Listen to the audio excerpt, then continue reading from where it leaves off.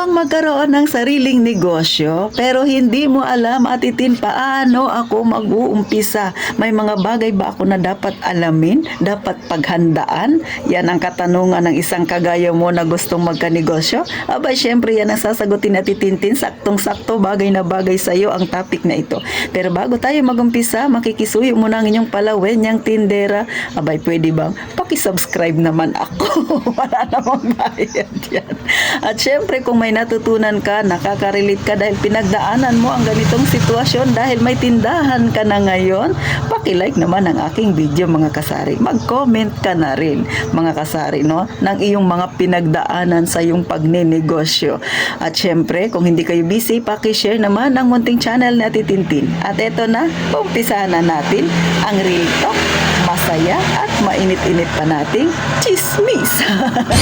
Magandang araw mga kasari-sari. Muli hihingi ako ng pasensya. Maingay talaga dito sa aking tindahan dahil maraming sasakyan ang dumaraan mga kasari. Kasi nga, natabing kalsada sa Titintin. Pero bago ako tuluyang magyaw-yaw sa inyo mga kasari, gaya ng lagi kong ipinangako, syempre ay magsha-shoutout tayo doon sa mga masipag mag-comment ng kanilang pinagdaan, diba mga kasari. So, nais kong i-shout out si Ma'am Cheryl Ngalabon, si Sir Popong Binasag, si Sir Mark Kalimag.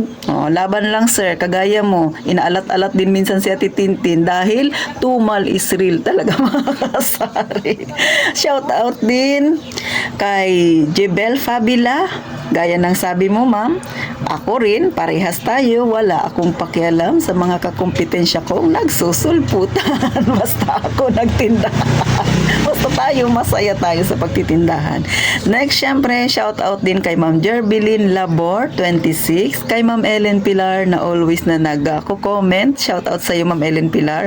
At kay Sis Marisol Tumines. Sis, laban lang tayo, ha? Huwag kang mag-alala. Alam natin yung, alam ng ama ang pinagdadaanan natin. Kaya tuloy-tuloy lang tayo, ha? Meron niyang pamamaraan ang ginagawa ang taas para makasurvive tayo sa araw-araw. Kaya sa inyong lahat, shout out sa inyo. At ikaw na nanonood sa akin, kung gusto mong ma-shout out, huwag mahiyang mag-comment sa aking video. At kung may problema kang gusto mong itapik natin, gusto mong maliunawan, gusto mong magkaroon ng second opinion, abay, i-comment mo lang dyan mga kasari. At syempre, umpisahan na natin ito.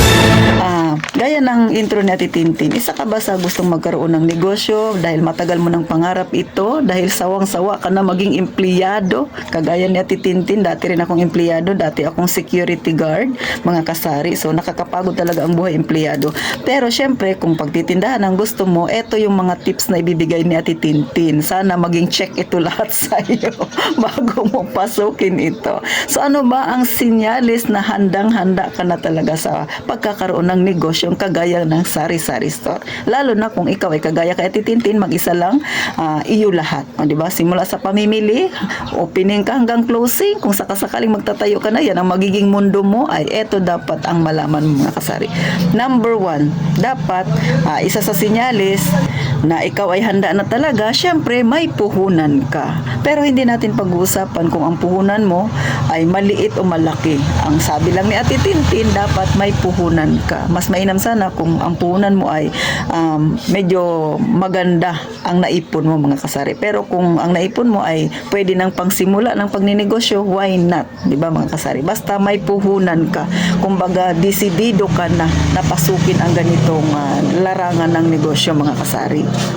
Next, syempre mga kasari, dapat may knowledge ka, may kaalaman ka sa negosyo gusto mong pasukin. Hindi yan pwede na gusto kong magtindahan pero wala kang kaalam-alam kung anong mga dapat mong gawin. Katulad na lang kung paano mag-pricing. Abay, mahalaga yan. Baka sabihin mo, ay madali lang yan magtindahan natin. Bibili lang ako ng paninda, magbabantay lang ako dyan.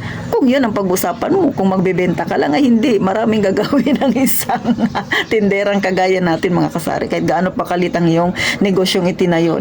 Lalo na sa pagpa-pricing, no?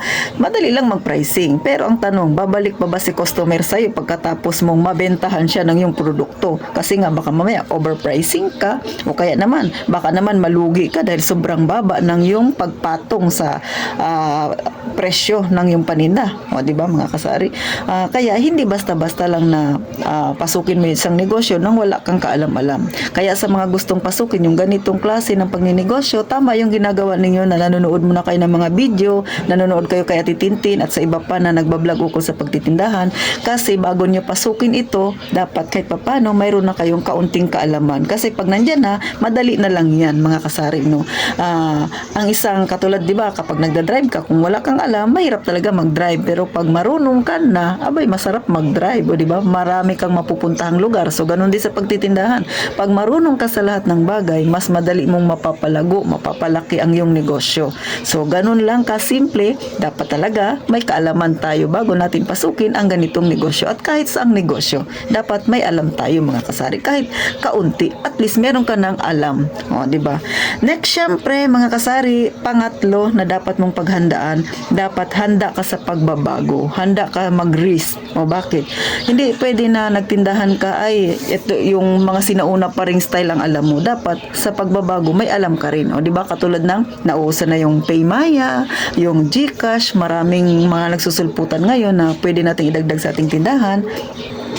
Dapat kahit papano ay magkaroon ka ng kaunting kaalaman sa mga ganun mga kasari, kasi malaki ang may tutulong niyan para mas mapalago mo ang iyong negosyo. Kasi kung mag-stick ka lang doon sa mga sinaunang pagtitinda, o di ba, magbantay ka lang, katulad ngayon nauuso na yung pag nagbabayad, bumibili sa tindahan, tatanungin ka, pwede ba magbayad ng GCash? Paano kung hindi ka marunong, ayaw mong pag-aralan, o di ba? Kaya dapat pag-aralan yung mga bagay na ganyan, pa isa-isang hakbang.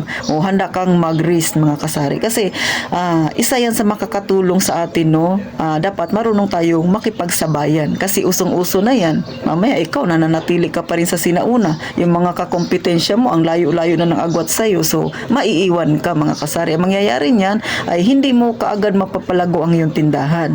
Kaya kailangan, gaya nga nasabi ko, may kaunti ka ng kaalaman. At kapag may kaalaman ka, ay matuto tayong makipagsabayan sa panibagong panahon mga kasari. Kasi nga si Ate Tintin ay 1980s, o diba? So, dapat marunong tayong makisabayan sa mga Gen Z, sabi nga nila, sa panahon nila ngayon, mga kasari. Next, syempre, panghuli, mga kasari, dapat na tanungin mo yung sarili mo. Gusto ko kaya itong gagawin ko na to? Magiging masaya kaya ako? O kaya, handa ka na ba na yung sarili mo ilagay sa apat na sulok, o na ba, ng tindahan mo? O, kasi ang pagtitindahan, mga kasari, ito sasabihin ko sa inyo ha, hindi lahat panay masaya, hindi lahat panay masarap. Nandiyan yung panahong tumal is real, sabi nga ni Mark Kalimag, o di ba? Nagsusulputan yung mga kakompetensya mo. So, handa ka na ba sa mga ganyan? O di ba? Masaya ka bang harapin ang problemang kakaharapin mo kung sakali na darating sa iyo? Kasi mga kasari, pagka hindi ka magiging handa sa mga ganyan, ang tendency niyan, baka 2 buwan pa lang, 3, o wala pa nga abot na 1 taon, nagsara ka na. Hindi dahil kulang ka sa punan, kundi dahil na-pressure ka. Kasi ang pagtitindahan, may stress din talaga yan mga kasari. Gaya ng sabi ko, hindi yan panay sarap. Meron din talagang hirap dyan. Minsan nga, panay hirap muna bago ka magkaroon ng sarap. At pagka nagkaroon ka ng sarap, may hirap ka na namang nararanasan. Bakit? May mga pagsubok na sumusulpot-sulpot nang hindi mo inaasahan. Kaya dapat handa tayo sa kung ano mang mangyari mga kasari. Meron na tayo kaagad plano. Kaya nga, tama yung ginagawa mo, nanonood ka sa palaway niyang tindera. Pangirit-ngirit man ako, pero alam ko, meron kang idea na napulot kay Ate Tintin. So hanggang dito na lang mga kasari. Nakuha mo ba ang senyales na sinasabi ko? Kung lahat yan ay check sa'yo, ano pang inaantay mo? Go ka na, magtindahan ka na mga kasari. At syempre, huwag kalimutang mag-subscribe sa inyong palaway niyang tindera mga kasari. Pakiusap ko lang yan ha. At syempre, gaya pa ng palagi nga sinasabi ni ang Ate Tintin, mag-iingat tayong palagi mga kasari.